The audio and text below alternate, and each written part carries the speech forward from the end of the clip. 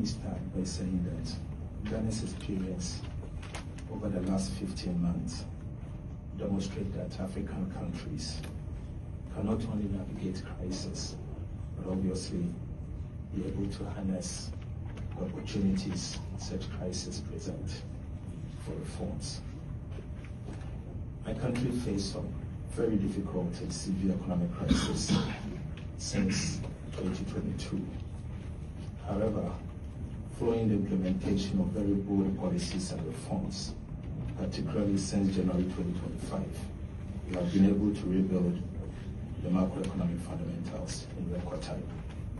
Today, I'm proud to say that growth is up, inflation is down, the currency has stabilized, we have recovered the macro.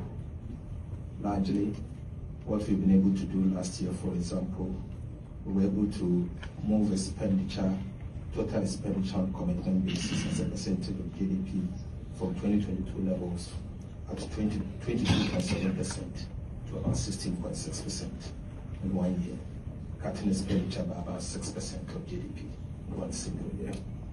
The primary expenditure on commitment basis declined from 18.7% of GDP to about 13.2% all in 1 year. All of this was done without hurting growth. We saw growth, particularly non-oil GDP growth, moving from 6.1% of GDP to 7.6% of GDP. In fact, the central bank was also able to build reserves in record time, where we saw our reserves position moving to about 5.8 months of import cover, from about 4 months of import cover in 1 year. We've seen our debt numbers improving, where our debt to GDP has declined from 61.6% to 44.7%. We've seen the external debt service to domestic revenue declining to about 10%. And we've seen interest payment as a percentage to GDP, to domestic revenue, about 28.8%.